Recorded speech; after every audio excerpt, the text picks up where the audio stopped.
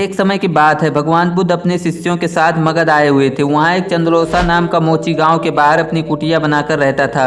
उसके परिवार में उसकी पत्नी और 4 बच्चे रहा करते थे। चंद्रोसा की कुटिया के बाहर एक बड़ा सा तालाब था जिसमें बरसात का पानी जमा हुआ करता था। चंद्रोसा सवेरे उठकर जब तालाब में गया तो उसे एक कमल का पुष्प दिखाई दिया जो दिव्य था। चंद्रोसा ने अपनी पत्नी फुलवरी को उस पुष्प के बारे में बताया। फुलवरी शांत स्वभाव की थी और पतिव्रत भी थी। फुलवरी ने तत्काल बताया, महात्मा बुद्ध यहाँ आए हुए हैं, शायद यह इसी तालाब के पास से गुजरे होंगे जिस कारण यह फूल हुआ है।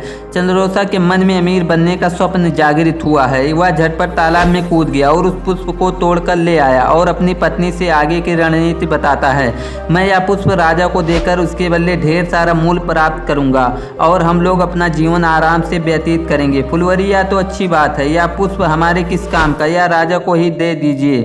चंद्रोसा, ठीक है, मैं शीघ्र ही लौट कर आता हूँ। यह कहते हुए राजमहल की ओर तेज कदमों से निकल पड़ता है। रास्ते में चंद्रोसा को तेज कदमों से जाते हुए एक व्यक्ति देख लेता। उसके हाथों में दिव्य पुष्प देखकर व्यापारी के मन में उस पुष्प को प्राप्त करने की अभिलाषा जागृत होती है। व्यापारी आवाज देकर चंद्रोसा को बुलाता है और मूल्य पूछता है। व्यापारी उस पुष्प का मूल्य 2 स्वर्ण मुद्रा देने को तैयार हो जाता है, किंतु अंत समय में चंद्रोसा यह सोचता है, व्यापारी जब इस पुष्प का 2 स्वर्ण मुद्रा दे रहा है तो राजा वह शीश के अधिक मूल्य देंगे।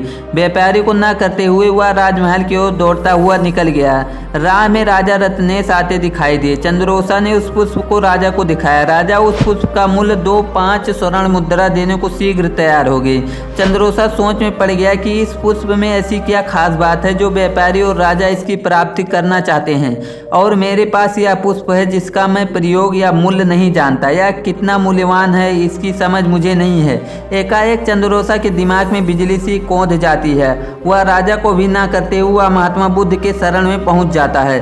महात्मा बुद्ध के चरणों में गिरकर वह पुष्प उन्हें समर्पित कर देता है और अपने शरण में संरक्षण मांगता है। महात्मा बुद्ध चंद्रोसा को उठाकर हृदय से लगा लेते हैं और उसे अपने शरण में लेते हैं। चंद्रोसा का ज्ञान प्राप्त होता है। फिर वह अपने समाज में ज्ञान के माध्यम से समाज की पीड़ा हरने का प्रयत्न करता है और आजीवन महात्मा बुद्ध का शिष्य बन जाता है।